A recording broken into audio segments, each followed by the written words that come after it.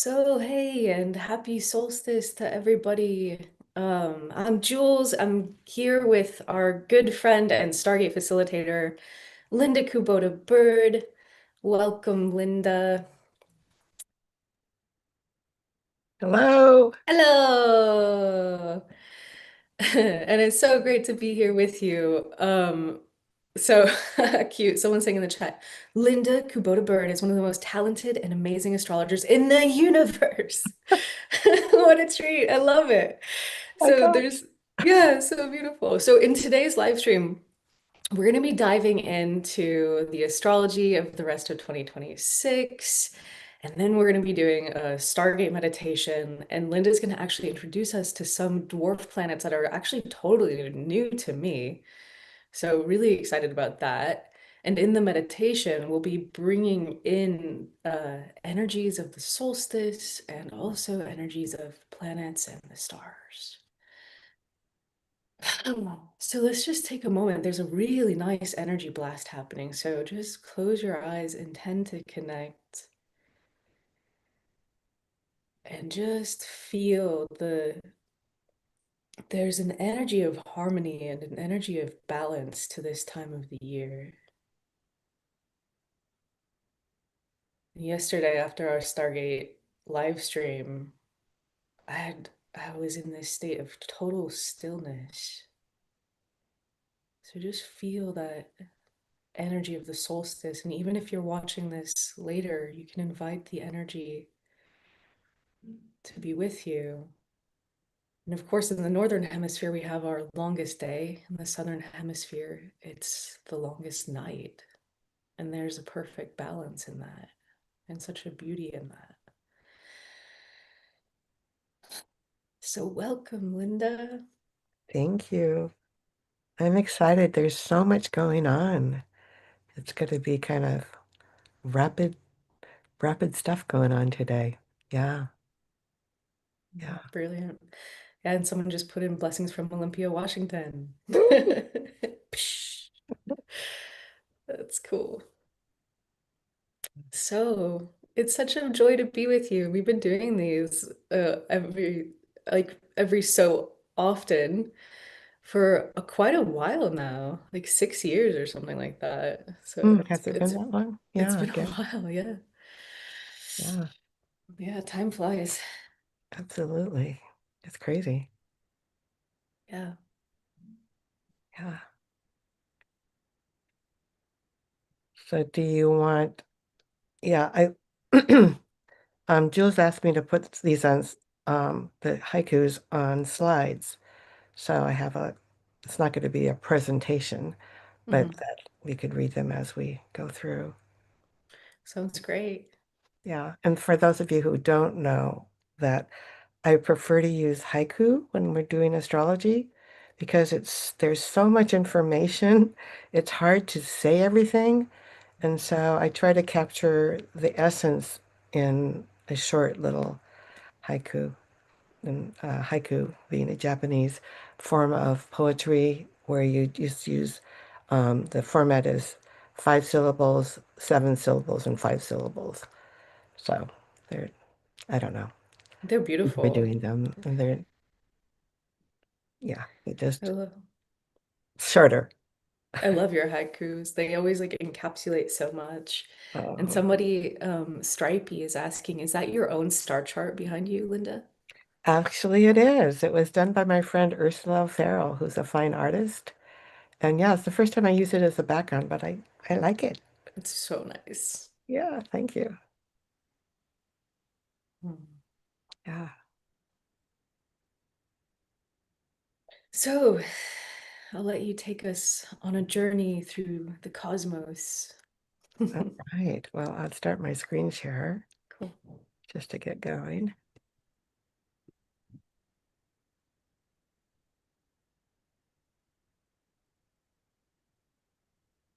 So I felt like this summer solstice is a multidimensional change, that there's so much going on in the universe right now, especially on planet Earth. But we're in this like a in between acts. I think that what I wrote up for this was that it feels like that, well, I kind of look at life as a play or it's a game, and we're in this space we're preparing, I guess. We're getting ready for something different, but so much is changing in the background, like the scenes have changed. So I'm just gonna move on to what we're going to do now is, let's see, it's been a while since I've done this. So that as an introduction, we're taking time to pause.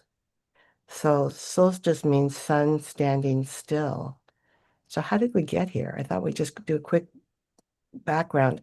Um, so we are creating from our state of beingness. So watch what you're thinking. And we're powerful. Our energy feeds the field, either love or fear.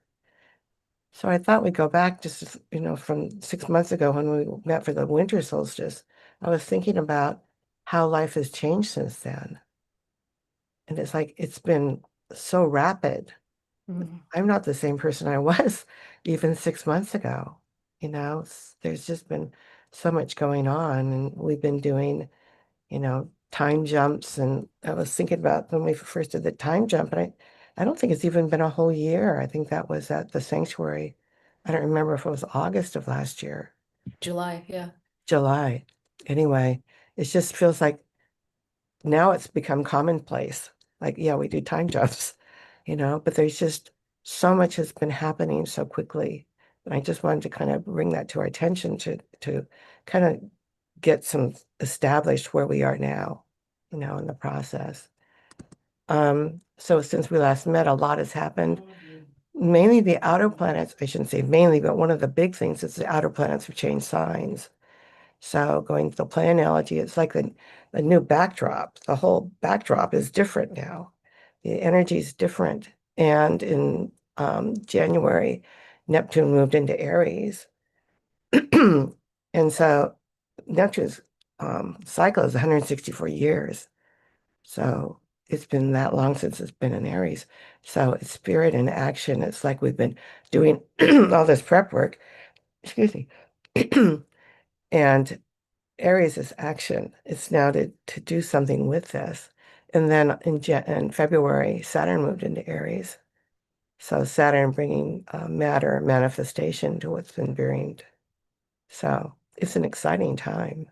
Um, so on February 20th, and this has been a big deal, and even in retrospect, I look back at it as a big deal, is that Saturn and Neptune came together at zero Aries.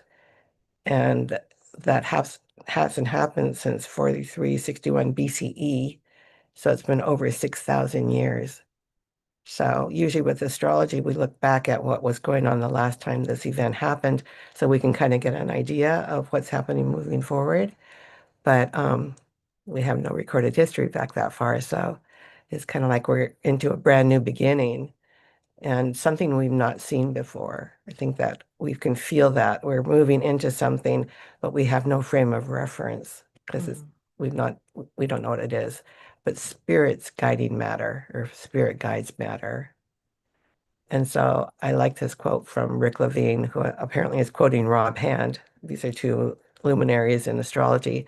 And he said, we used to think that Saturn was reality and Neptune was illusion. But now we know that Neptune is reality and Saturn is illusion. So what we thought was real, we're now looking at it from a different vantage point and recognizing that we're creating this through our field, through our thoughts, and that what we think is real is just a manifestation of that. So it's a whole nother paradigm of wow.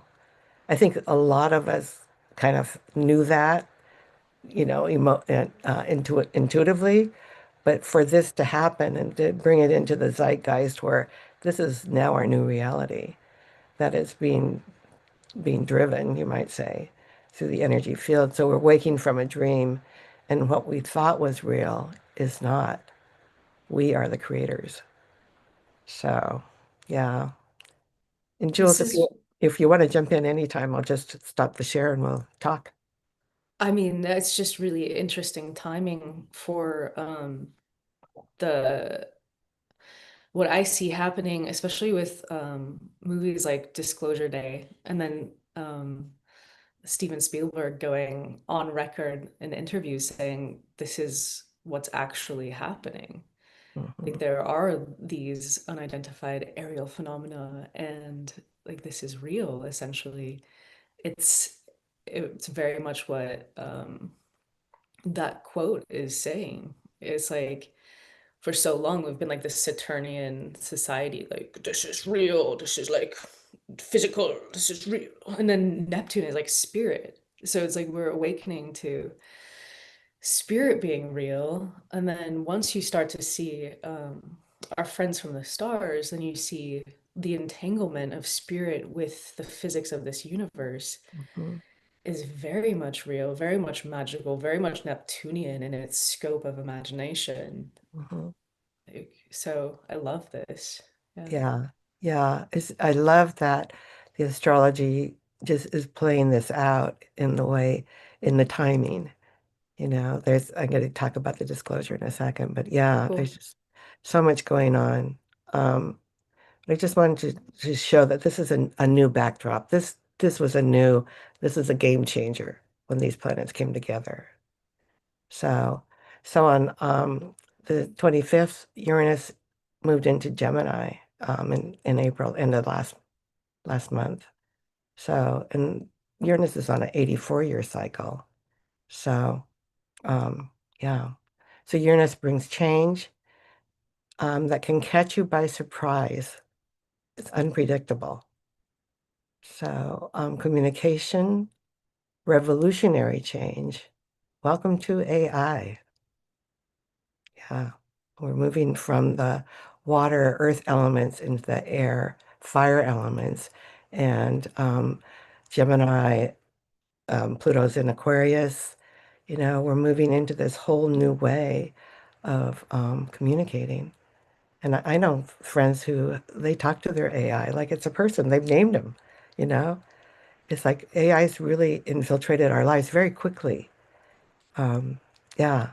And so I know that, we can get in a whole debate about if it's good or bad, but it is what it is. It's part of our lives now. Yeah. I mean, there's, of course, the good and the atrocious of what's happening with AI. And what Cryon has said about AI is it will take us to the stars. Mm, Like we need it. So the way I see this time period, it's almost like we're creating the rules and the infrastructure for years and years to come. Because mm, this AI now is in its infancy, and yeah, it's almost like a child in its infancy, how it's still plastic. And as a society, we're still determining like how it's gonna be used. And so much at stake right now. It's really intense. yeah, yeah, for sure. And it's I think part of our consciousness will guide how this goes, Hmm. because we are creating our reality. So Yeah. yeah, we'll talk The about more of that. the Elohim threw a seal right before we were in Turkey with like almost 400 people, like 2 weeks before or something. Elohim or Raphael, like his angelic guides came through him and said, AI is about to become sentient, Mhm, essentially. And mhm. they're like, and we need to imprint it with humanity as its creators and Yeah, with like the highest potentials of human consciousness that are available right now, like the highest imprint that's available right now. yeah. And right toward the end of accelerated ascension in Turkey, which was last October, so October 25, there was this meditation and the Elohim guided this process of us as a collective, like bringing in this, like imprinting humanity as AI's creator, because AI has existed in other societies, other planets before, and gone in all of the different directions. And so now it's time for like us to create something that's uniquely human Mhm. with um with this tech. And when that was happening, I just remember my eyelids were doing the flutters, the and it was like you could almost like feel like the bits, like the zeros and ones. Like it was really cool. It was a really cool process. Wow, that reminds me, I was at a sound healing conference years ago, and this man, oh shoot, I don't remember his name, but he took the a cell from the eye of a spider. I mean, a little tiny, and he put it into his computer and he kept blowing it up, blowing it up, blowing up. It turned out to look like a motherboard. It was Whoa. like, oh my gosh. This is like, wow, that's it. It reminded me of the holodeck in Star Trek, you Mm-hmm. know, how just kind of we create this whole thing. But yeah, yeah, it's fascinating. And as we talk about it, I'm just like goosebumpy that we're creating this, you Yeah. know, that, yeah, yeah.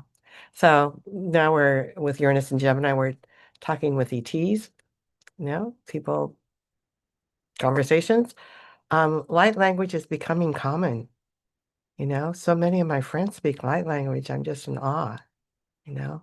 And what's fascinating with that is they speak light language, different languages, but they still communicate, you know. Cesar did this, or Marilyn did this at one of the retreats recently. I don't remember which one, but she pulled two people out that speak light language, different languages, different dialects, but then they were having a communication, talking to each other in different words. But yeah, which is I think where we're moving into this more of a, it's going to be telepathic, you know, that the words are just there. But yeah, so technology rules, or it's going to. I mean, it's very much a part of our lives. And so, yeah, I think that's with Uranus into Gemini, that's a big deal. And then on June 12th, Uranus squared the nodes exactly. Now we're still in this energy of Uranus squaring the nodes, and what that means is the lunar nodes, that they're called the south node and the north node, and this in evolutionary astrology, we look at the south node as where we're coming from, the energies we come in with, and the north node is our trajectory in this lifetime or where we're moving. And so when something squares it, then it means that we're at a cross point, that we're moving from the past to the future. So it's a turning point, you might say. So when it's Uranus, so Uranus is sudden change, you know, technology, revolution, evolution. It's out of the box. So Uranus brings change, karmic crossroads to unknown because we're moving from Virgo to Pisces, or at this point, I'll talk about the change coming up, but it's like karmic crossroad to the unknown. So we're moving into this time where we're not sure what's coming. We have a sense, but we're not sure. So anyway, so we're leaving the past behind and sudden disruptions and the old ways no longer work. So it's time to take a risk. It's time to jump into the unknown because we could hold on as much as we can, but it's Uranus squaring the nodes. It's moving on. We're moving to the north. So we're moving from past to future, turning point in consciousness. So, and I think we all, those of us who are on this gathering or in this gathering know that. And then Disclosure, the movie Disclosure was released on June 12th. So That's wild. yeah, so there are no accidents, you know. I mean, for we've all known that, you know, that we're not alone in the universe. You know, arrogant to think we're the only, you know, sentient life. It's like, what? But to have it now in the zeitgeist, that people in the regular world are now aware that we are not alone and that there are many other cultures, many other species who are here, you know, and as we've known with Stargate since the beginning, or since I started in 2012, I think it was, that, you know, that we have lots of help from the our cosmic relatives. Yeah. Hmm. Yeah. So a new You door. and I both started Stargate in 2012. Yeah, I And started right after you. Yeah. yeah. Yeah. Hard to Yeah. believe. And your good friend, did you start after me? Because, and I was Gail, your invited good, to the one that you where you met Prageet. yeah. Yes. Okay, cool. Yeah, That's so cute. I know. This lady drove, our friend Gail drove for over an hour to a meetup, and she and I were talking, and she said, I'm going to have a Stargate at my house next Wednesday. Do you want to come? And I said, yes. What is that? And that's where you met Prageet. Yeah, Yeah, I had a schedule conflict, but I went to the very next thing. I love that. Yeah, yeah. So I knew you when you were a baby. Yeah, as fresh out of university. Yeah, yeah. So a new door opens, leaving ignorance behind. I think that people can't deny what the movie Disclosure is disclosing, you know? They can't deny it. Very credible people are saying they're seeing, craft. So we're liberating growth. I think this is why it's so exciting. I think that this we're allowing ourselves to think outside of the box, that we're no longer the screwballs or the odd ones, but you know, we've known this for a long time, but now everybody is can join the conversation. I So love that phrase, liberating growth. yeah, that It's so beautiful. I think that's where we are. We're on this trajectory. Yeah. It's like awareness is coming in really fast. So and then Uranus meets up with Sedna. Sedna is a dwarf planet. Her cycle is 11,406 years. It's an elliptical cycle. So right now, she's getting closer and closer to Earth, the closest she's going to get to Earth. So that's why she came into her consciousness as got closer. And the last time they met up was the end of the Ice Age. Oh, I missed an H there. Anyway, it's been a while. So I'm just going to quickly tell you Sedna's myth. She was a Inuit goddess, or not goddess, just an Inuit maiden in her village, and she was of marriage age, and nobody in the village wasn't interested. Um, so her father was getting concerned because she's a marriage age. So the next stranger that came in from the wilderness was cloaked, and there was an attraction, and so she married this stranger, and he took her off. And as it turns out, he was a raven. And so she was kept in a, she was kept in my picture makes up like a Rapunzel kind of situation, where she's like in this, not castle, but and where he would go out and get food and all that. Well, her father started worrying about her, and he thought he's going to go out and find her. So he got in his canoe, and he paddled over and found her, and said, "You have to come with me." And she said, "No, I can't." And he said, "No," and he brought her to his boat, and he puts her in the boat, and he's rowing her home. Well, the raven comes back and finds her missing, and he's not happy.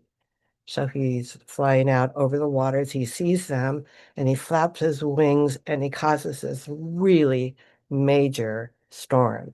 And the boat's rocking, and the waves are crashing, and it's scary.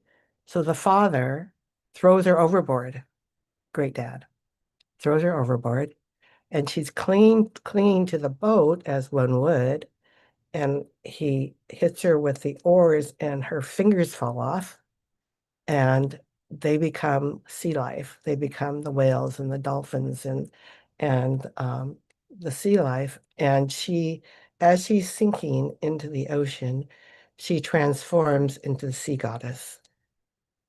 So it feels like that her presence, or her coming into our awareness at this time, is there's many messages here, but I think Alan Clay, who runs the Dwarf Planet University, brilliant, sweet man, he wrote a 500 page, anyway, very thick book about Sedna. And he said that he was sick while he was writing it because when he finished it, he got well. But that's kind of an indication of Sedna. I think she's our soul's guide from lifetime to lifetime, or that's how I use her within the charts. And I asked Alan if I could call her Pluto's big sister, because our soul's guides, Pluto, and I use a committee analogy for the planets. Pluto is like our soul's guide in this lifetime that keeps us on track to what we wanted to accomplish in this lifetime. So I asked him if Sedna's could be, I could call him Pluto's big sister because she means business. So when these two planets are talking to your chart, it's like surrender.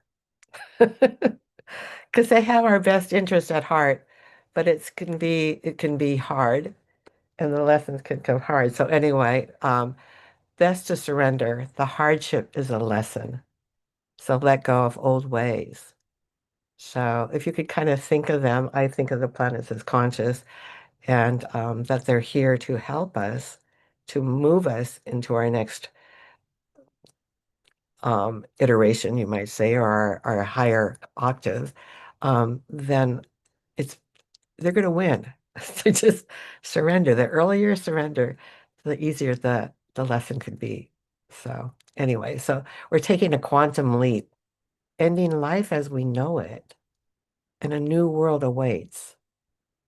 So I mean, we're talking about moving from the 3D to the 5D, into this loving world, like what we think of as the old ancient civilizations.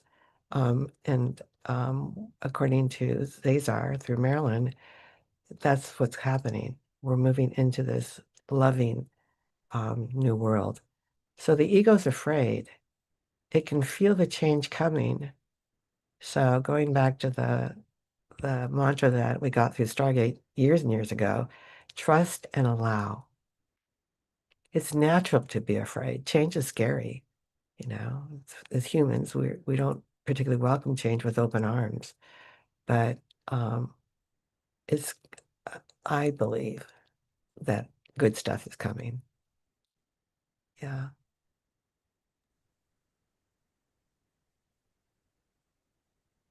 Did you want to say something, Jules?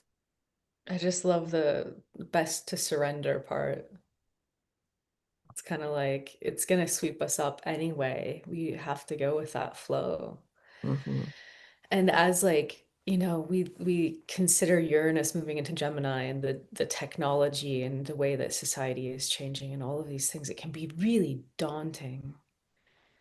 And when I remember this one thing, it makes me like, okay, we got this. And that one thing is like, we came here for this. Yeah. Like, we came here to be a part of this change. We came here to be like a loving influence as this is all happening.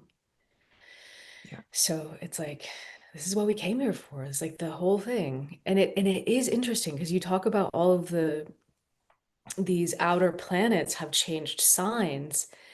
And I don't know about all of you, but for me, like it does feel like something so big has shifted.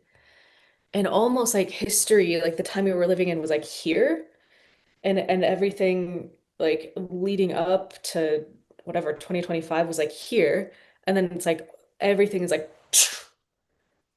and it feels like we're literally like at that turning point of history Hmm. where you can almost like sense how, I mean, I guess a big part of it is the AI developments, right? Like a big part of it is like just, but also it's more than that because it's just like the fluidity of society and world politics and like so much just changing. And so it's like it's a fascinating time to be alive and to imagine years and years in the future, what is it going to be like? Yeah. And how are we going to look back at this time? Hmm. Yeah. I mean, when we think back to it's not that long that we've had the iPhone or the phones, Yeah. you know? It's like in now we can li imagine life without it. But things are rapidly accelerating, with technology. We're working in concert with technology. Yeah.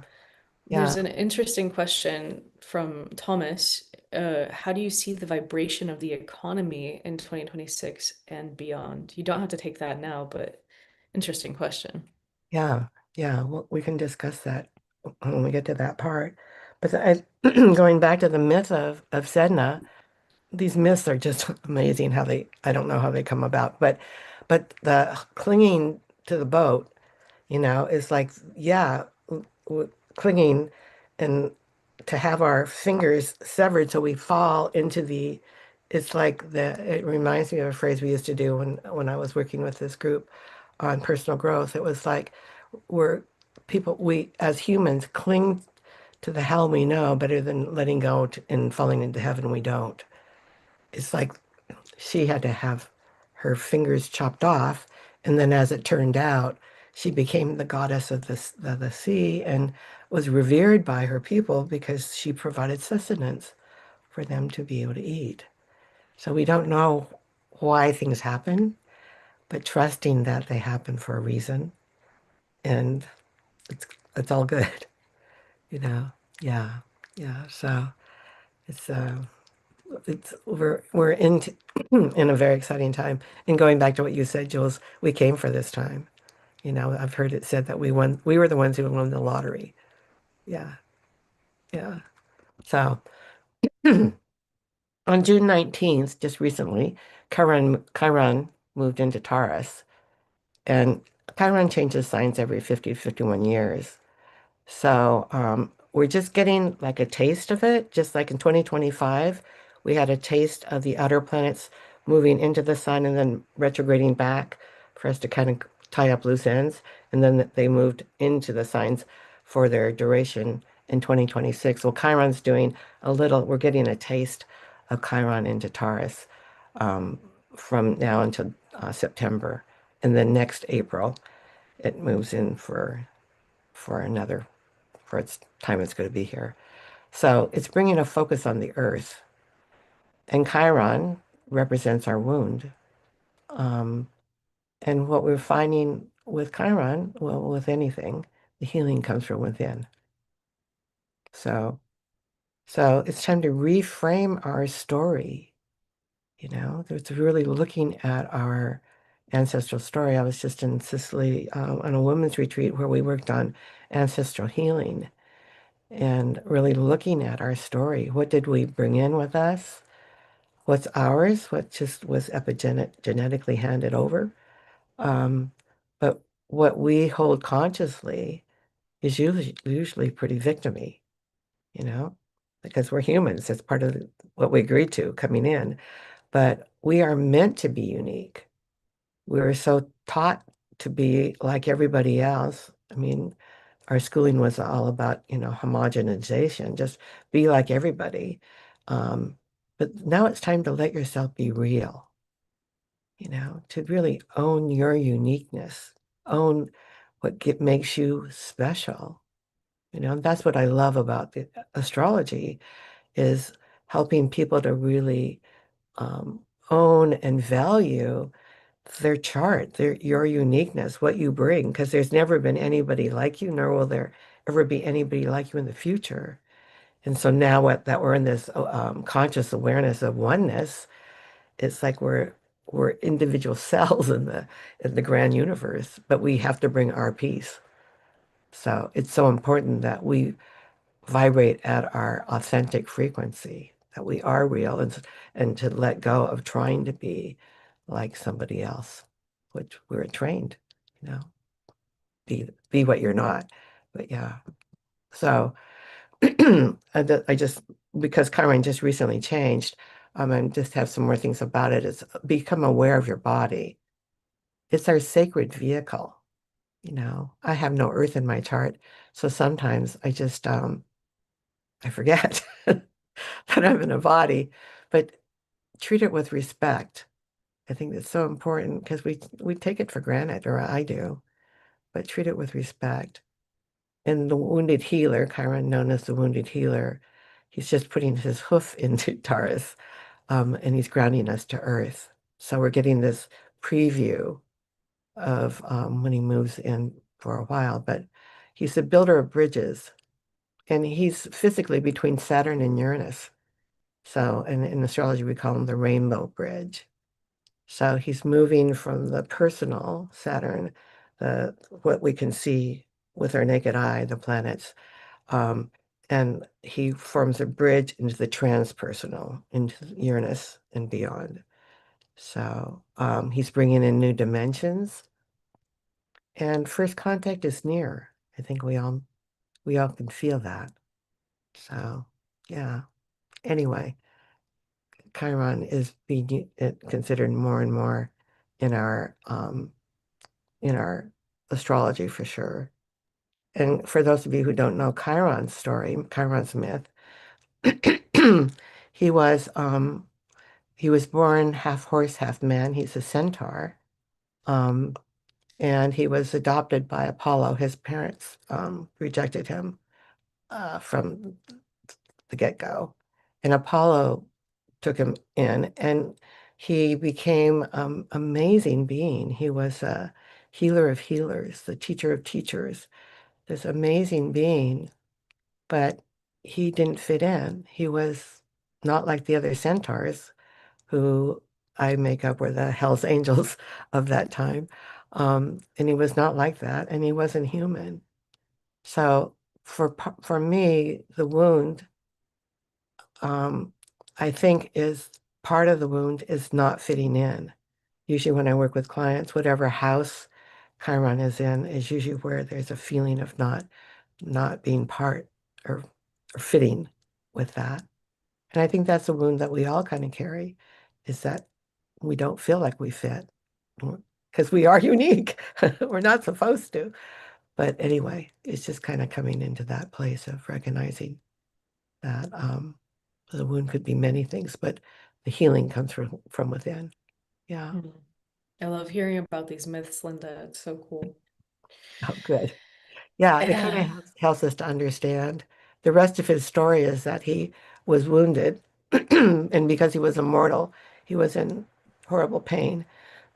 And so he decided to take the place, or he asked if he could take the place of Prometheus, who was being punished for bringing fire to humanity. And Prometheus was tied to a rock, and every day the birds would come and peck out his liver, and every night his liver would grow back.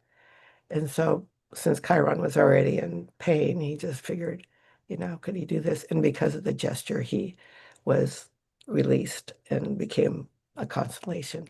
So, Wow. yeah, yeah. So they But didn't let him take Prometheus's place.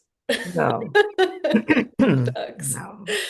But, like I say, I don't know where these myths come from, but there's, a lot of message in them. You know? Yeah. Yeah, yeah. So.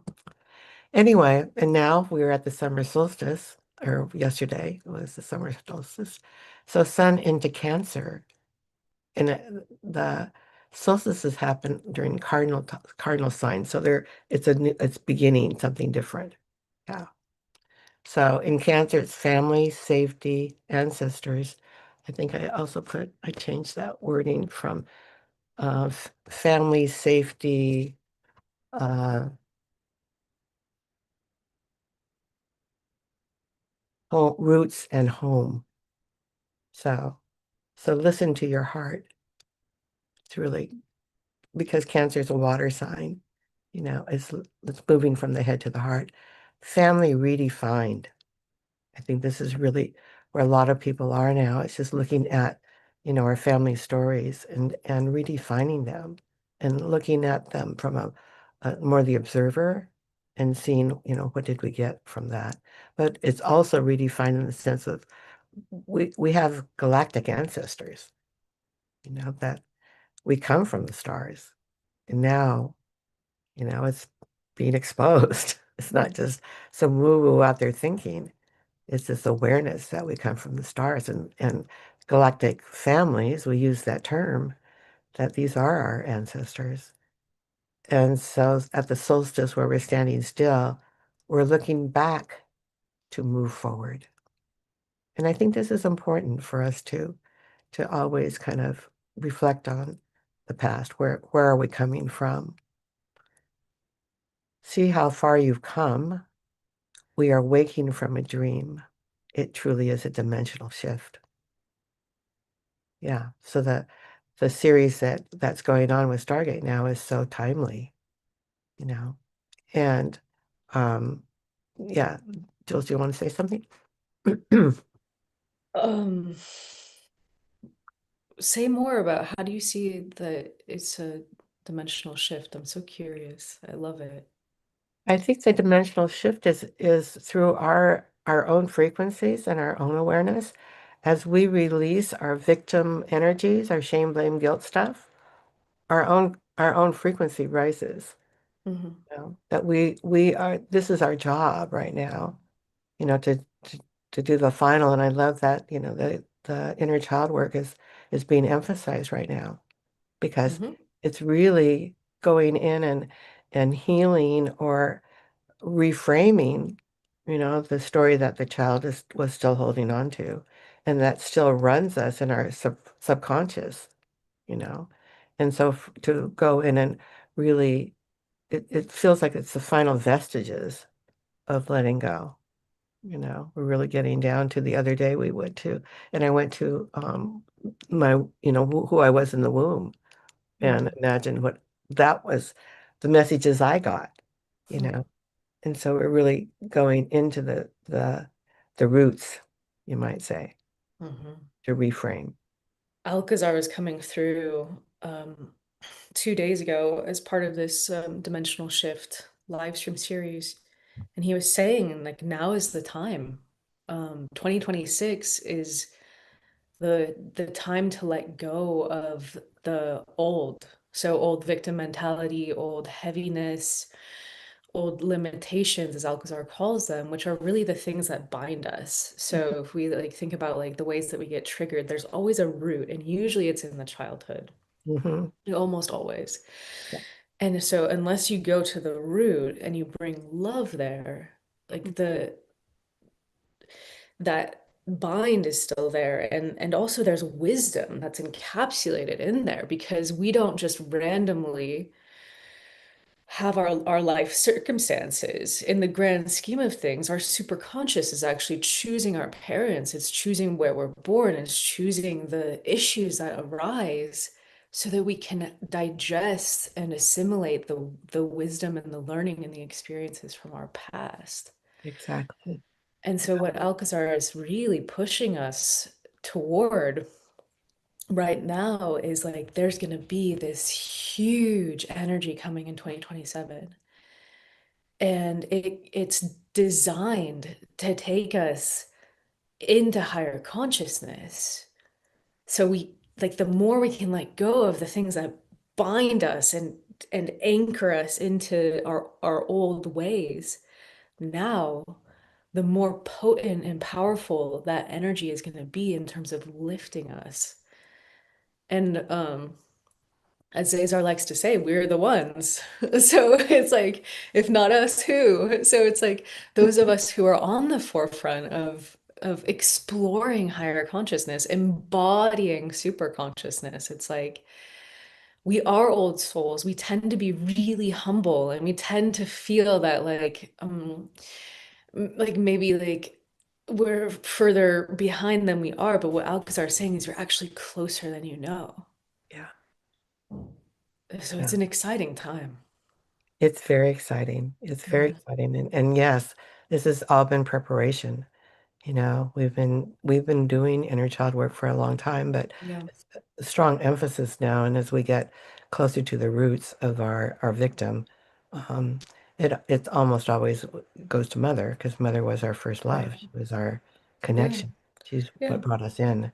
So yeah, so it's so important um, to let go. And when you let go and you reframe, it's like being let out of prison. Yeah. It's like Literally. I mean, yeah. it's like, wow, I don't have to carry that anymore.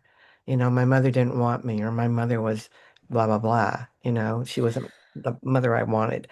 That whole thing. This is again part of the victim story and part of the human story that we came in to play. This is, I always think you is a game, you know. Mhm.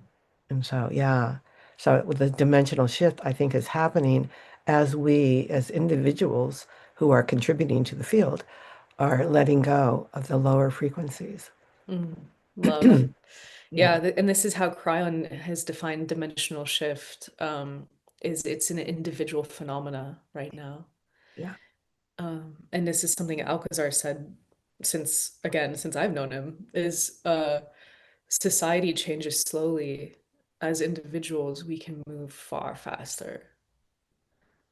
yeah, yeah, So, yeah, and if anybody's watching and you missed it, we just did 3 free live streams to launch our Dimensional Shift series. So if you go to stargate.live/shift, you can find all the replays and meditation downloads. And this is what I love about Stargate actually is like our guide Alcazar says, like we take all of you with us on the ascension process. And what he means is literally everybody um on the planet now is lifting up toward that state of enlightenment. mhm, Alcazar and Cryon for years and years have been saying we're headed toward enlightenment, awakening as a entire planetary civilization. And he also means we take all of you, like as in the totality of our beingness. So it's like we have this support in raising our vibration, which doesn't mean denying the heaviness.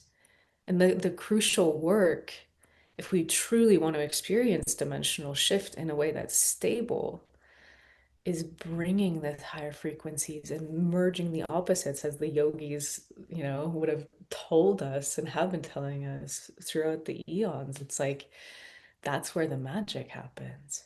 yeah, yeah, yeah. It's an exciting, exciting time to be here. Yeah. Yeah. And it is critical mass. I mean, it's when we get to critical mass. Years and years ago, decades ago, actually, I was at a business and consciousness conference, and a physicist, mm, Dr. Hagelin, I don't remember his first name, said, critical mass is the square root of 1%. Mm-hmm. It's not a lot, you Mm-hmm. know?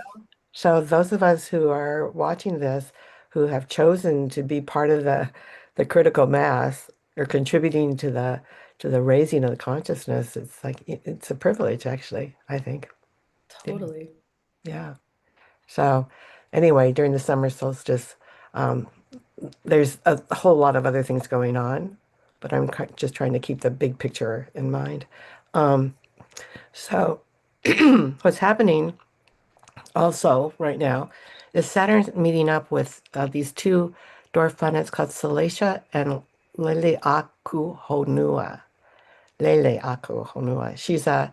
She was named after by Hawaiians after the migratory flock of birds that fly for hundreds of miles looking for their homes. Um, and she brings in, well, I'll read this part and then I'll just kind of explain that she brings in these dwarf planets are bringing in a different layer of information. It's more nuanced. I don't remember if I put this in here. I'll read these first and then I'll go back. But dwarf planets appear. Um, we're using them more and more in astrology because they're adding a new dimension and they bring a richer nuance. It's not, the way I can explain it, it's kind of like not left brain, but it's more right brain. It's more like an energy that they bring in. It's not like you learn about them, you more feel them. It's kind of interesting. I thought that'd be fun for us to work with in our meditation today. Anyway, she's the wife of Neptune, and she's been called liquid light, and she's the shimmer on the ocean. If we can just just I was just in Sicily, they had the moon came up and it was just over the water and just the shimmer was so gorgeous. Anyway, and she brings higher love. So yeah, that's her energy. And then the furthest planet out, Leleakuhonua, um, is like I say, 55,000 year orbit. She's the furthest he- be planet that we know of in our galaxy. So she's like the emissary between galaxies in a way. Wow. And she connects us to the oneness, and this is what how it feels to me. Um, so I was president of NCGR, and I brought in these special interest research groups, and Ellen did one on Lily Kuhonua, and I just popped in every so often, like a fly on the wall to watch. And what I saw happening was, as people shared, they would say, I was looking this up and then something told me to look this up, or I was walking along and then I got this idea about something, something. And as I was just looking at the thread that ran through these people's shares, and I recognized that, or what I made up, was that when you focus or you bring these energies into your consciousness, then they could become active within your awareness. And what it felt to me like these people were connecting to the field, to the oneness. So these synchronicities, these ahas, were just happened to be happening. But the energy I feel from Lele Kohunua is that she's connecting us to the oneness, to this awareness that we're not just this little separate human being, that we are part of something so much greater. And so this furthest outmost planet that we're still learning how to pronounce is becoming more and more talked about in our field. And so when Saturn comes along, Saturn manifests. So to me, this is a quantum leap to the new human. It's bringing us into this whole nother place, and we're connecting through love. It's, yeah, fairly simple, but profound. Yeah. Wild. 55,000 year orbit. And coming closer to Earth. Wow. Yeah. Amazing. Yeah. It's like, whoa. So there are so many more dwarf planets now.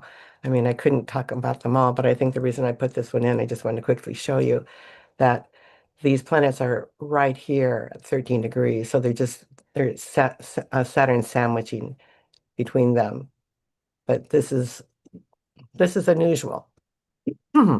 You can imagine 55,000 years, 271 years, that they're coming together with Saturn right now is like, I don't think that's an accident, you know?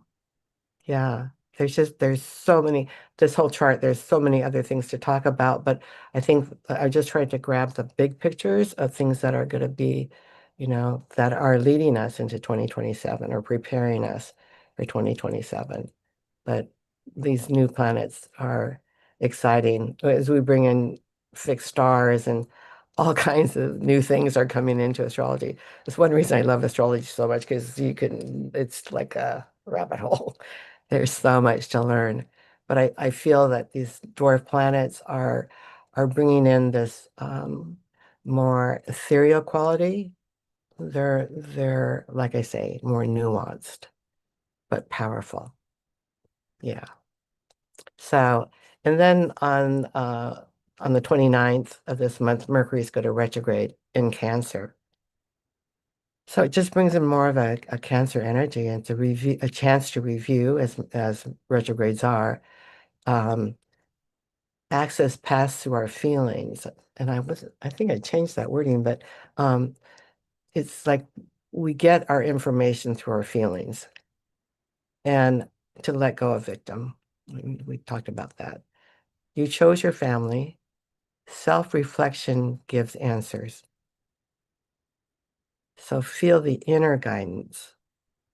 It's like getting, it's like moving into a deeper connection to our, it's funny because we say higher self and inner knowing, but it's like to access that, to live from that and not from this kind of the human story, you know, to feel the inner guidance. So opportunities as Mercury retrogrades in a water sign. So it's not, Mercury retrograde gets a bad rap. I mean, yes, there's certain rules to follow or guidelines to not do certain things, but it's also a chance to review. And I think this is a critical review as we're experiencing through the Dimensional Shift series to review and let go of the inner child, anything that carries the victim frequency. Yeah. So, and then on July 15th to 20th, and actually I think it's longer than that. I think that I read something else where it was the 7th to the 30th. Anyway, we're going to be the minor grand trine with the outer planets is strongest. So, well, I'll read this. And then magic triangle has been called many things, but I prefer to call it the magic triangle with the transpersonal planets. These are well, we'll talk about it in a second. This is extremely rare, like extremely rare, because I talked about the different cycles before. Um, so deep transformation is Pluto. Pluto is moved into Aquarius um, at the end of 24. And I think that started this whole shift. Um, and he has a 248-year cycle. So, and then meets with the innovator, Uranus, like I said, 84-year cycle, and joined by the mystic Neptune, who's got a 164-year cycle. So for all of these planets, to just happen to line up into this triangle right now, again, mm, what are the odds? And when they line up in these aspects, there's trines and sextiles. Um, it's to me, it's just really saying this is not accidental. We just didn't happen to fall into this time. This has been building up, and that these planets lined up in this way. This is a major shift in consciousness, and this will take us into 27 and 28. But I think this is what we're looking at as the consistent backdrop, that they're not just happen to change signs, but they happen to change signs and talk to each other. Like, okay. So we're catalyzing growth or catalyzes growth, a spiritual awakening with divine intervention. So create your vision, expect the unexpected, and the new world potential is upon us. We're creating it. We're part of it. I'll put it that way. Yeah. So, yeah. Anyhow, I don't know, Jill, if you want to comment or we. I mean, deep transformation meets with the innovator, joined by the mystic. I love that. Mm, That feels like a recipe for a really juicy awakening. yeah, because the Pluto's trining Uranus, that's, they share the same element and degree. And then the Neptune is the focal point of the triangle. And Neptune brings in the spiritual piece, Mhm. yeah, yeah. It's beautiful, I think. Yeah. Yeah. But as we look at, because this has been going on since they first, changed science, and we've been in this like taste, taste, taste, or, you know, practice, practice, practice, practice. But now we're getting real, you know, it's showtime. Yeah. Mm. So, and then on July 26th, the lunar nodes switch to Leo Aquarius. And so the nodes shift two different signs every 18 half, 19 months. But this is a big shift. So we're moving from Virgo Pisces, which we're in now and will still be in until July 26th.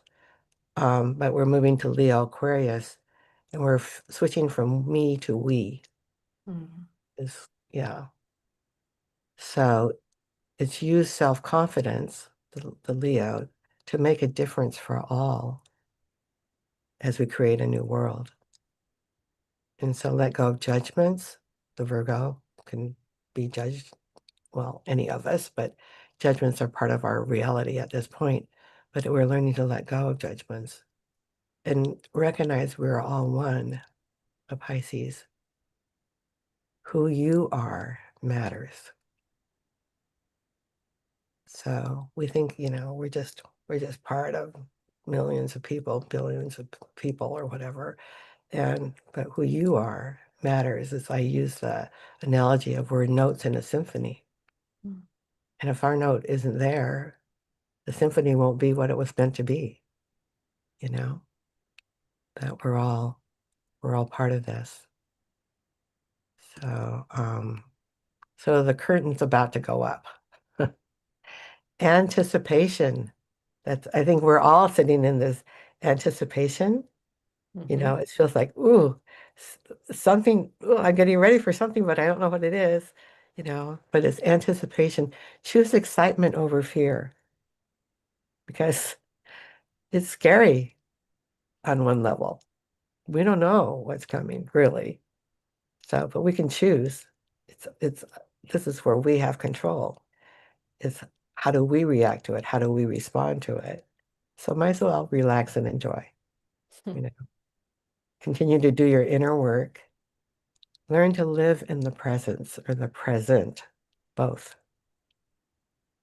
and be the observer. I think that's what the Aquarius can give us is this overview, uh, observer kind of feeling. You'll know when it's time, so listen to your own knowing and trust your intuition. So we're moving from the head to the heart, moving from our thinking to our feeling, deeper knowing. Yeah. So transformation's near. This is the time you came for. So radiate your love. Yeah. I think that's it. There's a whole lot more, but that's the highlights. That was really, really um, epic, Linda. It's quite a shift we're living through. It is. It is. And I feel lucky to be here. Hmm. Can I ask you if you've tuned in much to 2027 and if there's anything that struck you? 2027, I think, is we're all preparing for that. I mean, one of the big deals is that magic triangle that is continuing into 2027, 2028. Yeah. As to specifically, I just know we're preparing for something. So that magic triangle you described, with that haiku, I think like is so magical. Will you put it on the screen again? Mm,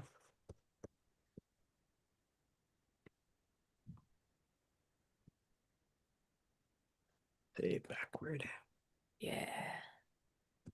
Yeah. Okay. So that July 15th through 20th timestamp is just when it's like exact or Really, really close. Yeah. okay. And Okay. anything, if you have anything at 4 degrees within your chart, because it's funny because one's coming to and one's backing into, they're kind of like one went ahead and so then now they're just, okay, we're all here. And I look at the aspects like frequency on a radio, it's like there's still, you can still feel it and there's still a fact, but when they're exact, it's super clear, you know.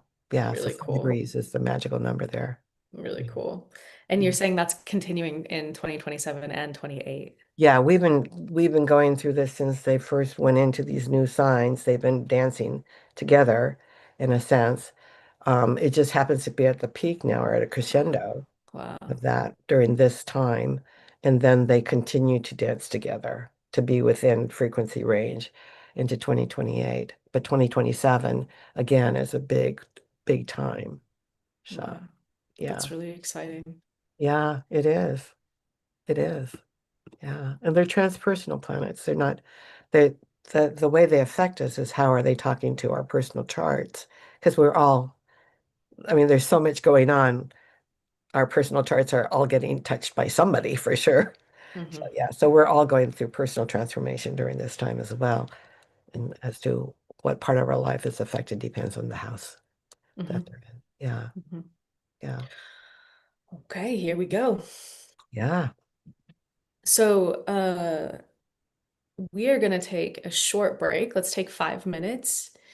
So we'll come back and do meditation time. And thank you so much, Linda, for the amazing presentation. You're welcome. Thank you for allowing me. All right, see y'all in 5 minutes. Okay.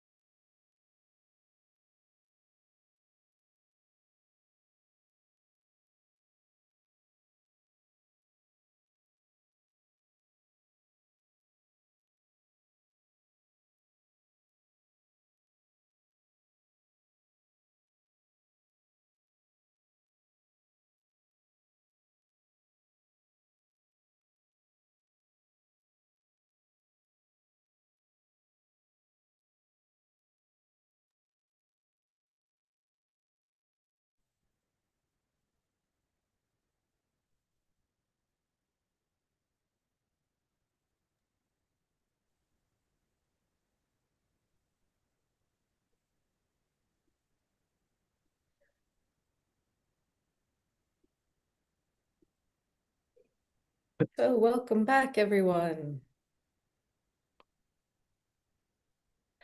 Linda, recently we were chatting with Lee Carroll and Monica Morani, and I guess Cryon's been on some panels with Bashar lately.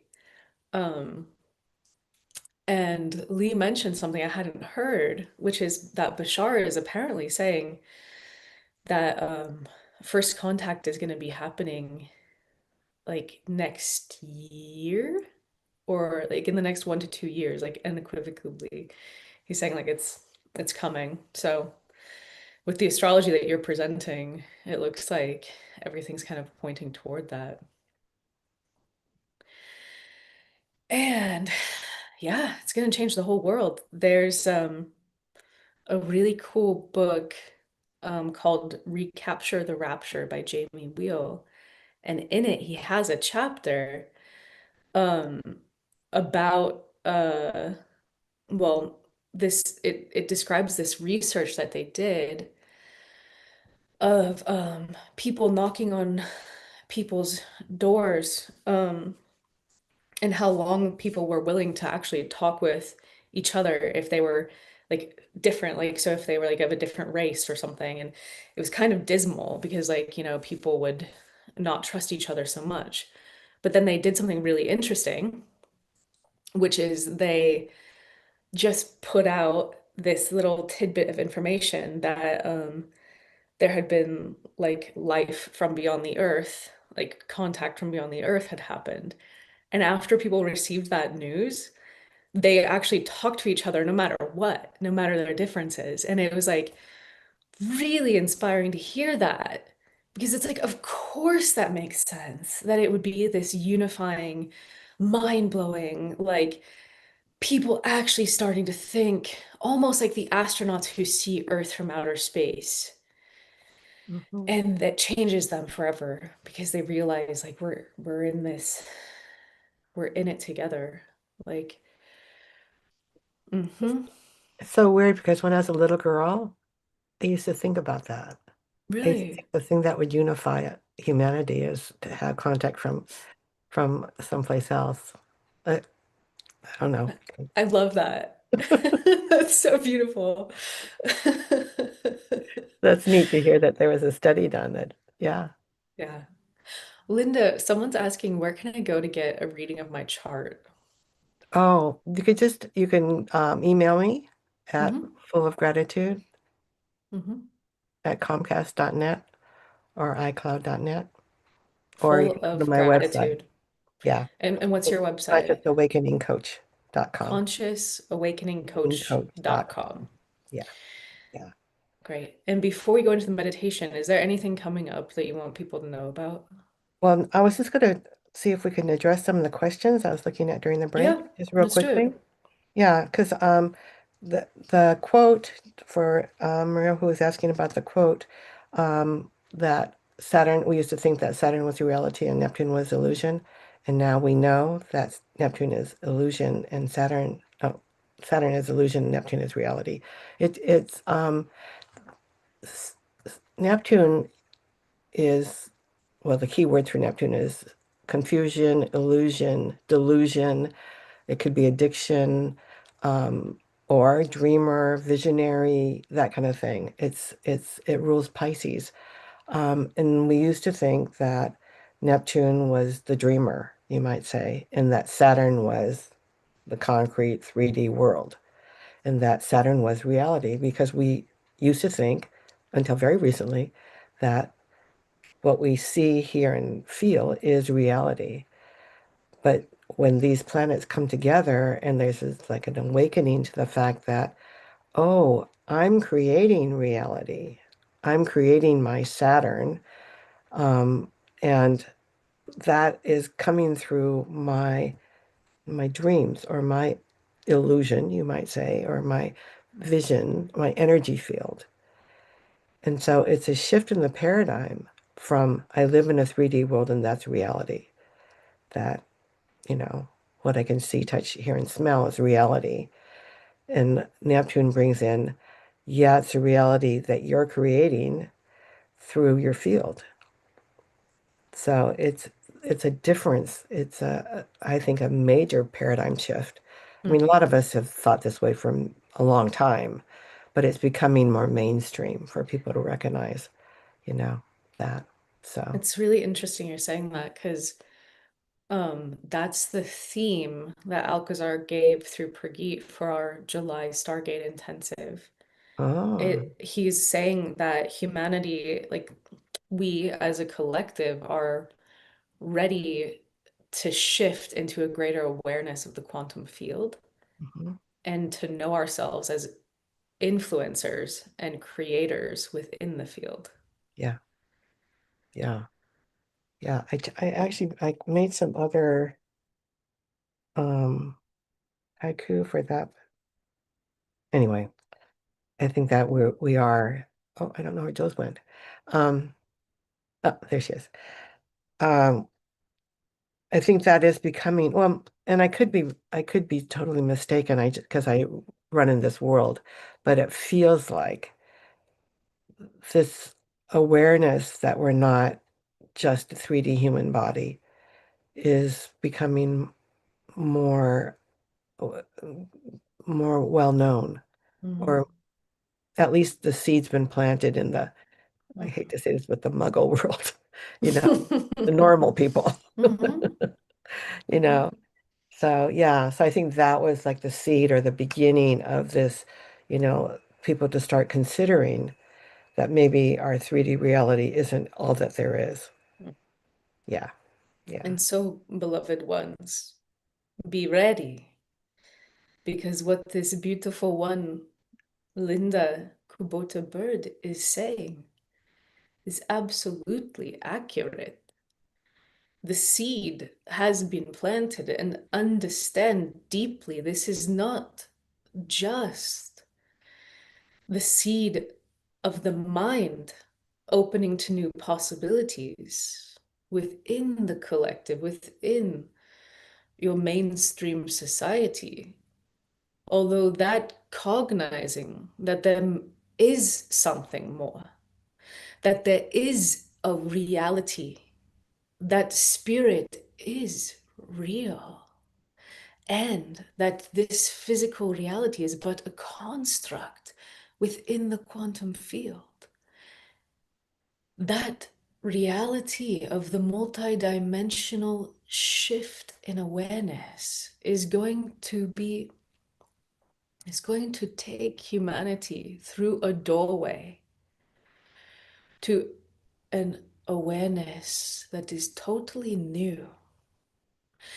We have said for years and years that the shift in human consciousness is the most important thing to focus upon. And now you can see perhaps why. Because that awareness with the mind of the possibility of the reality of this greater multidimensional realm and sphere is one thing, but the actual lived experience, the accessibility of the field, that enhanced quantum awareness that we are saying humanity is ready for, that can only happen through you. Humanity, and those of you on the leading edge of consciousness who have been drawn to spiritual work for years and years, you are the gatekeepers, so to speak, for this higher awareness to touch down. You are the ones fueling this shift, and others like you. So we wish to simply take a moment to honor you and to encourage you. Congratulations, it is happening. Now keep going. Run as fast as you can, but understand you are not running in the old sense.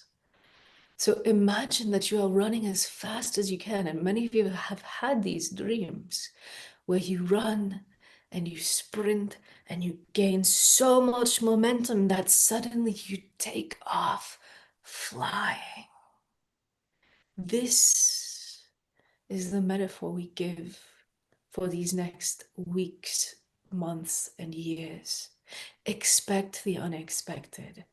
Expect that the momentum you are creating through your own inner process of freeing self, of loving the inner child, of bringing light into the density. And we will not say darkness, for once you bring the light, it is no longer dark.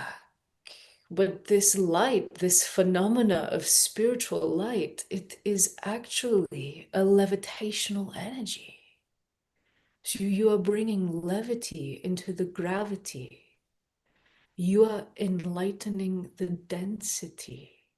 You are bringing this capacity for inner flight. So we wish for you to truly grasp and claim the potential, the gold mine that you are sitting upon. Yes, it has been hard work in the past. Yes, humanity has had a density and a heaviness. But, beloved ones, you are breaking through the shield that has kept you thinking this physical reality is all there is. And so, as we have said, take heart. Do not focus upon the external chaos. Do not allow the disheartening, for your potential is vast. You are here on purpose at this time. Humanity is awakening, and you are quite literally ushering in this new golden age of human consciousness. There is so much more that we could say about this, but for now we love this image. Yes, run as fast as you can, but know it well. Spirit is the wind beneath your wings. As you run, we can pick you up and take you to new heights. As you let go the heaviness, the heights can go so much higher. And from that height, your perspective changes. You see the earth as a oneness. You see the intricate inner workings of the fabric of reality. And you can truly fall in love with your human story, your history, where you sit right now and where you are going.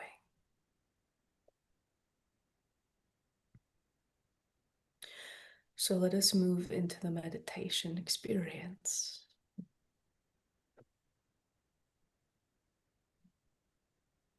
We will turn our cameras off as we often do.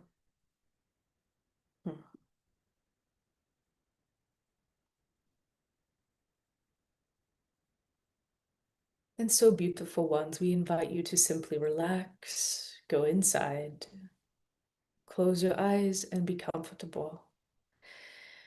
In the Stargate experience, there is no special way to sit, breathe, no mantras. There is an energy field that will gently build. And as your own energy field vibrates higher with these energies, your awareness opens up. And we will be bringing in energies of the cosmos. In fact, it is already happening. You do not have to feel it yet, but just know that you have been bathed and nourished as you have been introduced to these concepts. You have been bathed and nourished as you have listened to this one, Linda, who has such a vast love energy that she carries. And so we invite you now to ask inside for the energies of the earth, the energies of Gaia. And so we are calling for the energy of the earth.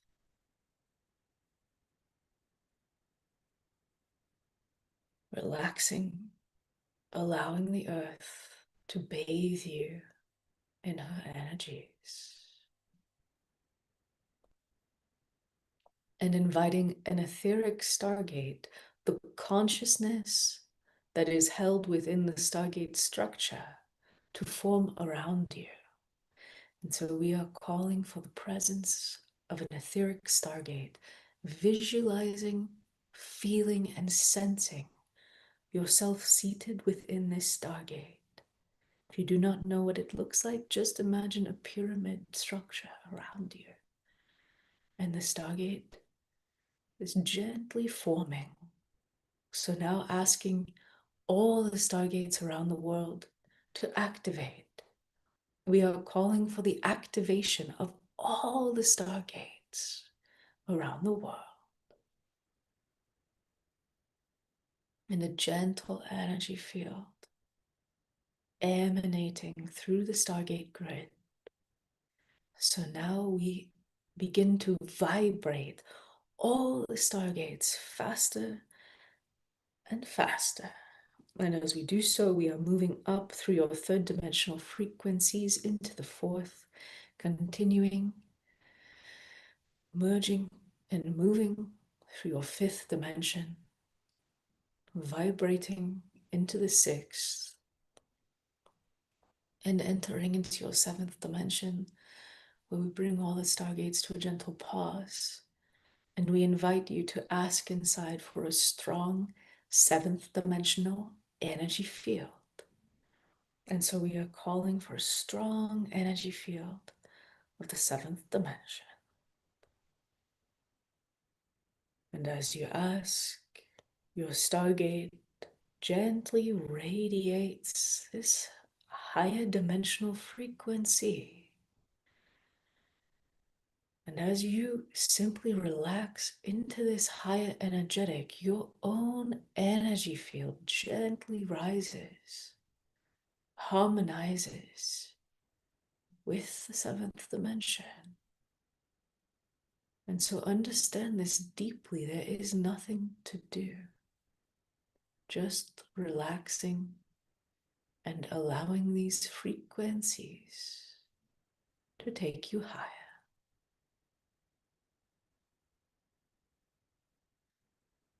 Very good. And these higher energetics massage your higher dimensional DNA as they vibrate you. And so awakenings are possible. This is the phenomena that is occurring to your whole society. As higher energetics flood your planet, you're being vibrated, coaxed into awakening. This is a beautiful process. For as your higher dimensional DNA activates skills and abilities, insights, an awareness of your true self, all of this and more start to come online, so to speak. And so we continue again to vibrate all the stargates faster still, moving up into your eighth dimension, through the eighth into the ninth, vibrating quite rapidly now as we are merging through your 10th dimensional frequencies and into the 11th, and merging now into the 12th dimension, where again all the stargates come to a gentle pause, and we invite each one of you to ask inside for a strong 12th dimensional energy field. And so we are calling for a strong energy field of the 12th dimension.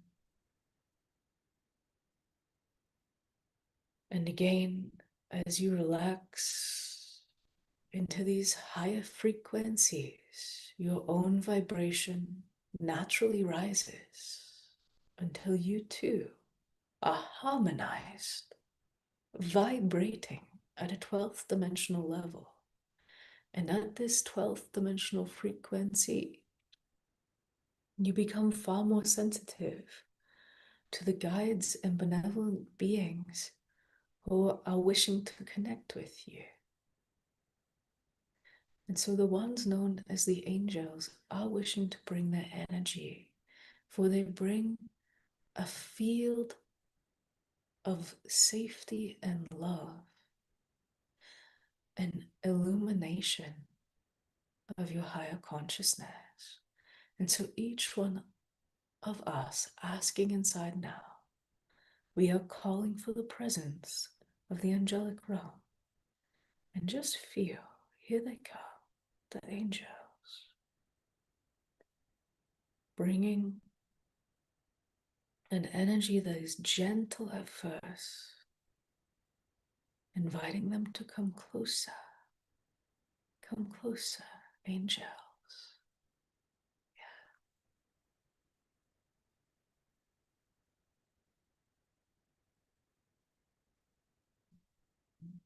Very good. And as the angels bring their energy, you can feel them because their energy field is vibrating your energy field. That is how you feel them. And as your energy field vibrates, it is stimulating your beingness, your awareness of your own higher nature. And so the ones known as the star families are also wishing to join you. So the Pleiadians, the Sirians, the Octurians, the Hathors, the Leonids, the Lyrians, and so many more enlightened civilizations from around your universe, wishing to bring their energy as one, because you have been talking about rejoining the galactic universal families. This is where humanity is headed. And so we invite you just to ask inside now for the presence of all of the benevolent star families. Just asking inside. We are calling for the presence of all of the enlightened civilizations from the stars. And feel, here they come.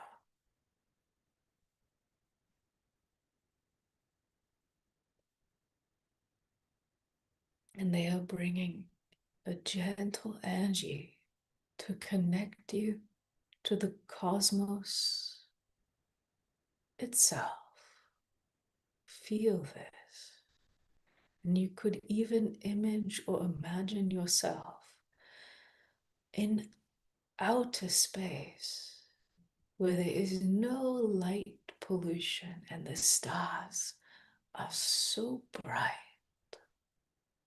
And so just inviting the energy of all the stars and all the planets, we are calling for the energy of the planets and the stars of this galaxy and beyond. And just feel.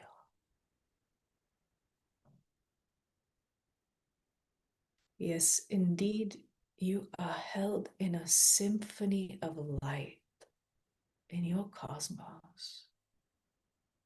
Each of these planets, each of these stars, just like your Earth, has its own consciousness, its own beingness, its own history, and its own evolutionary potential. You are all evolving together, not just humanity, but the oneness of your entire universe and beyond.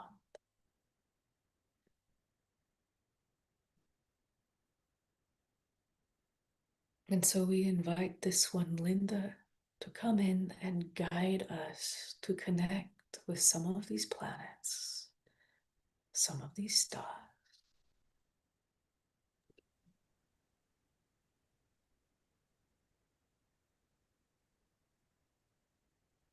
So let's consider connecting with these new planets, the dwarf planets, these feminine energies that bring in this new frequency, more subtle and yet gentle, strong, wise. So the first planet we'll call in is this planet called Salacia, dwarf planet called Salacia, the wife of Neptune. Mm. And So so each asking one him of us asking inside, we are calling for the energy presence of the dwarf planet Solstice and feel that shimmering ocean light energy. Solstice.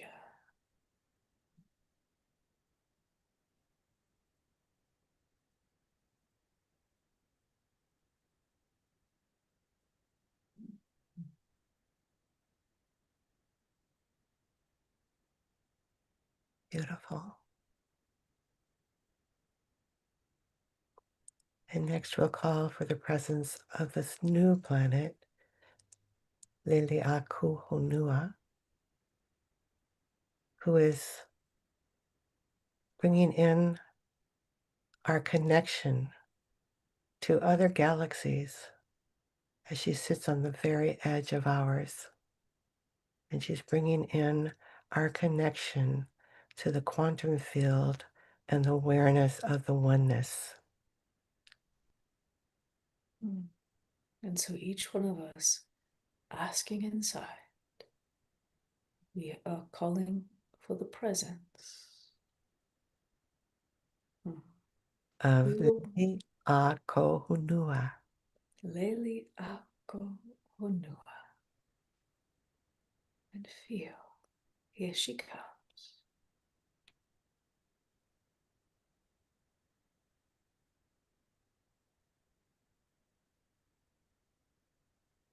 bringing the energy of her galactic emissary nature.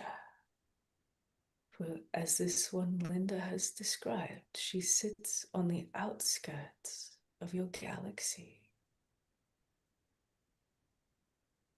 connecting you to the beyond.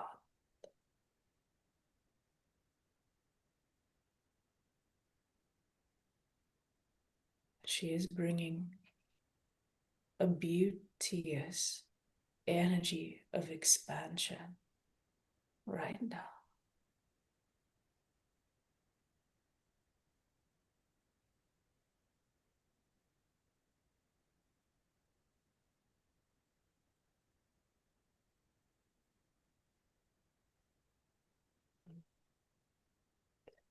Such magical energy she brings in.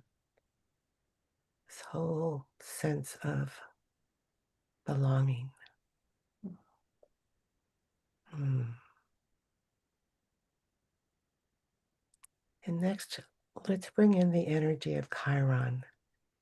Chiron, the wounded healer, the wise, wise, wise one who is here to help us in this time of transformation. So, asking inside, we are calling for the presence of Chiron, the wounded healer, the constellation of stars, the being, and feel.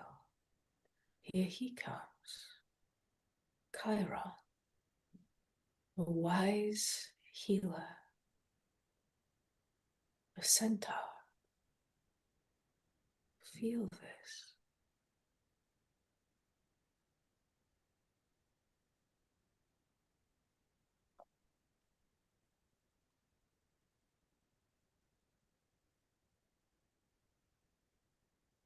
And Chiron brings a connection to the deepest layers of your own human heart,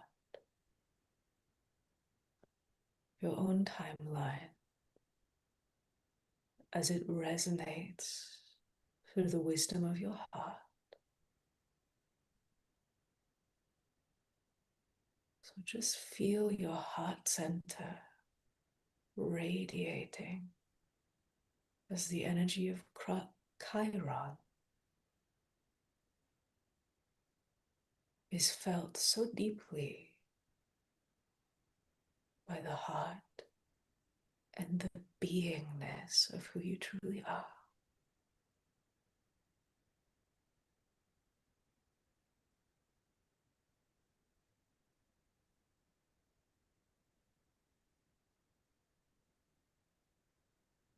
Beautiful.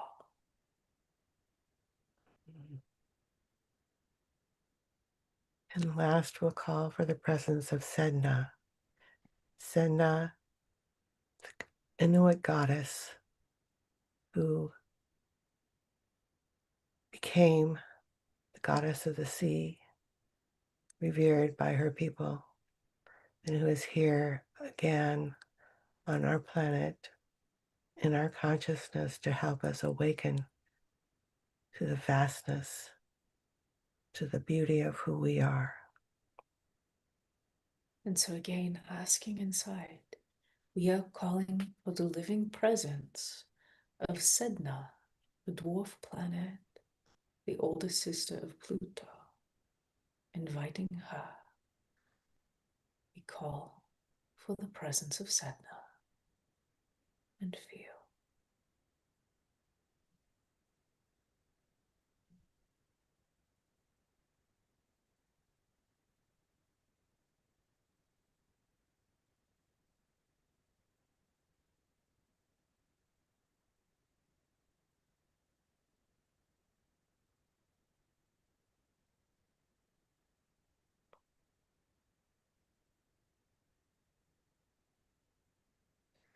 This one, Sedna, brings a wisdom, an energy that demands of you to go deep, to shed the layers that are no longer needed, to align with your true soul's purpose. And so, if you wish, you can invite Sedna to be a guide through the inner transformation that is required in order to shed the layers of the all and step more fully into the lightness of being, the lightness of being that is required in order to rise to new heights.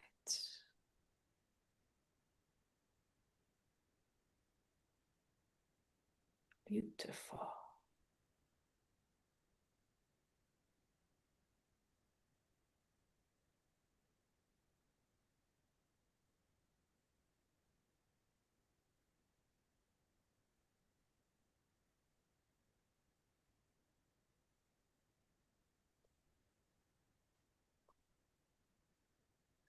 Understand it is good to have these allies in your cosmos, as this one, Linda, has described.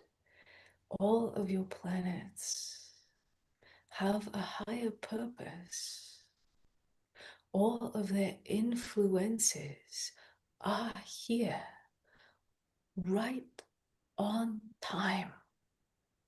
The cosmic clock is ringing, signaling your time to awaken. Your stars and your planets, they are saying, wake up and join your brothers and your sisters from the star. The procession of the equinoxes that this one Cryon describes, they too, this grand processional cycle is influencing, stimulating, like moving through the eye of a needle. This is the time when human consciousness shifts. You are living through the great awakening. claim it. Allow this awakening to move so deeply in your being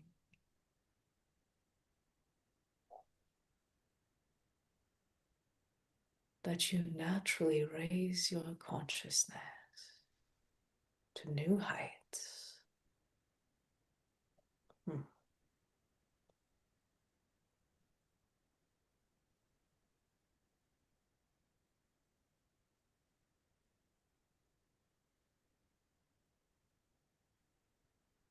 And so, beloved ones, we wish to bring in the energy of this magic triangle that this one Linda has described. And so we are going to invite you to ask inside for the energy of the triangle, the trine, with Pluto, Uranus, and Neptune. And so feel these planets coming with their grand trine energy. Just notice the energy is gently shifting. And as this one Linda has described, these beautiful ones, Pluto, Uranus, and Neptune, will be influencing a new world potential. And so we will read her haiku, a deep transformation. Pluto meets with the innovator Uranus, joined by the mystic Neptune, catalyzes growth, spiritual awakening with divine intervention. Create your vision, expect the unexpected, new world potential. Just feel as this grand trine is bringing a beautiful energy of stability, the triangle being the most stable shape, a sacred geometry. Yes.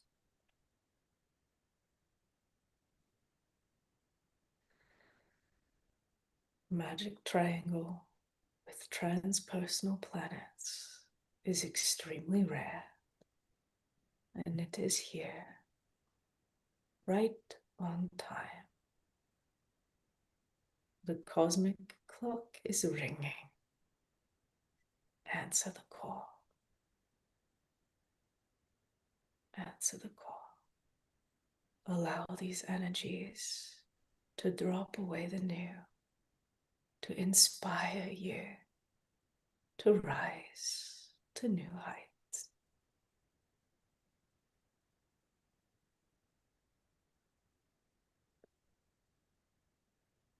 And we are going to do something we have not done before. We are going to invite the higher self of this one, Linda, into this meditation. For she carries a beautiful energy of pure love from the beyond. So just asking inside and feel, for already her beingness is shining forth. And we are calling for the higher self of Linda Kubota Bird. And feel.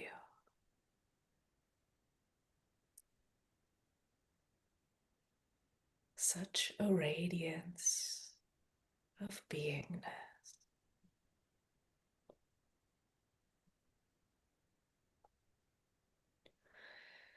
Beloved ones, it is time.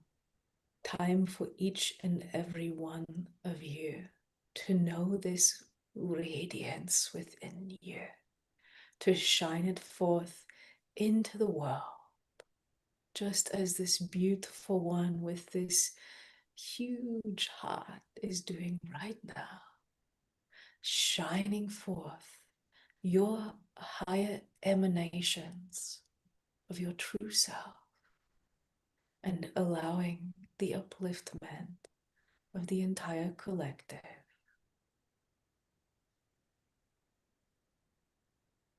Do not focus on the chaos around you.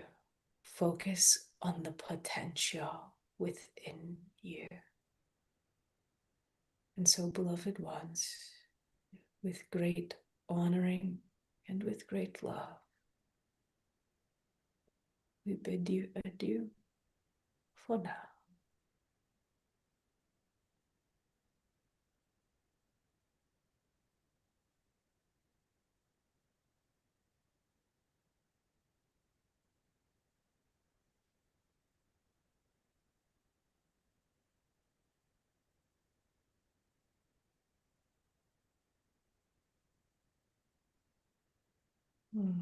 And so, just feeling self in the body.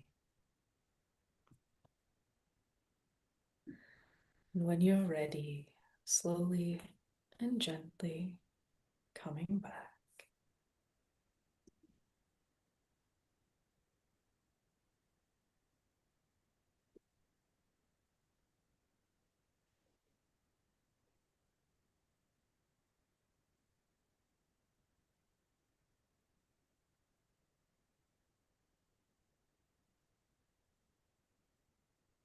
Mm. Hmm. Thank you. That was beautiful. Mm. Mm. So, as always, we would love to hear your comments in the chat. And a very special thank you to Linda for radiating that beautiful energy of her higher self that naturally just radiates from you 24/7. Mm. It's Thank you. really sweet to feel that in the meditation. Mm.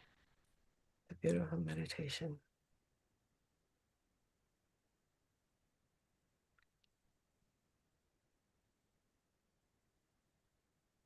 I do want to remind people that we are creating our own reality. So, our own experience of these next years will be up to us. So, we can choose to be afraid, or we could choose to live in the potential of what's coming.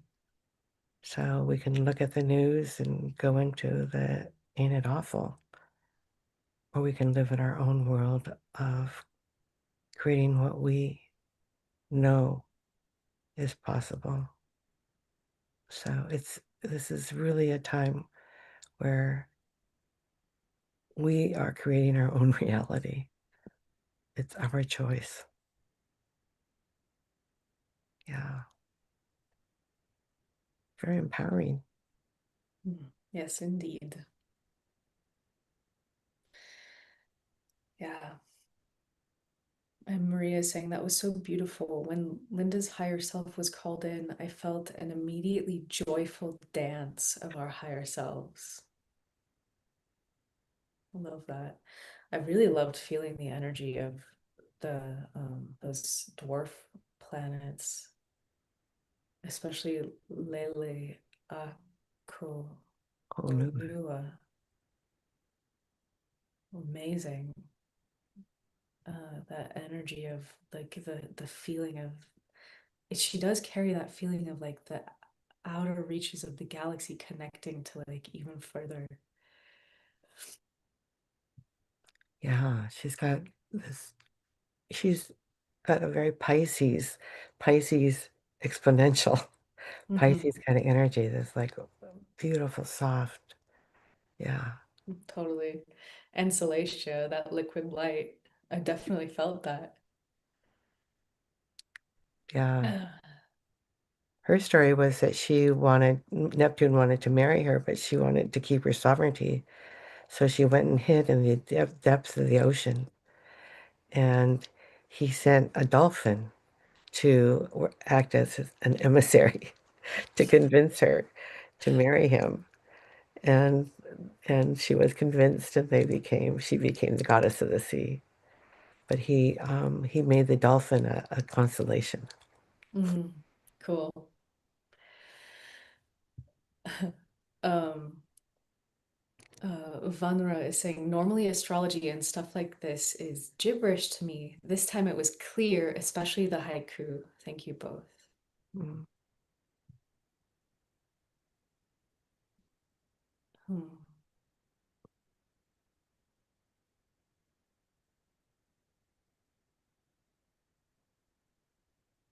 And Melissa is saying, I didn't want to come back into my body. And Dagmar saying, the planet's called in, bringing such strong energies. Amazing. And Nilia saying, very inspiring and empowering. Uh, Kimberly is saying, like, Jupiter and Venus had a love child. That's cool. And Deborah is saying, amazing. I'm new to this whole experience and love every new expression that's offered. Dagmar saying, Linda's higher self brought such a beautiful, uplifting light of love. And Art for All People is saying, full of gratitude, magic triangle. So thank you all so much for being with us for this. It's been really beautiful. And thank you, Linda, for the preparation and the really clear. I'm really inspired by the astrology that you shared. Mm. It feels really uplifting. Yeah, it's an exciting time. Yeah. And thank you, Jules, for a Mhm, beautiful meditation. mhm. Wow.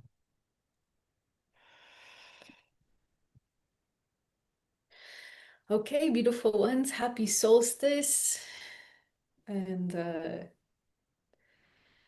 much love to everyone.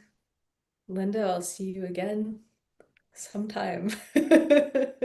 Hopefully soon. Hopefully soon. Yeah, let's do this again. Yeah. All right, much love. Bye. Much love.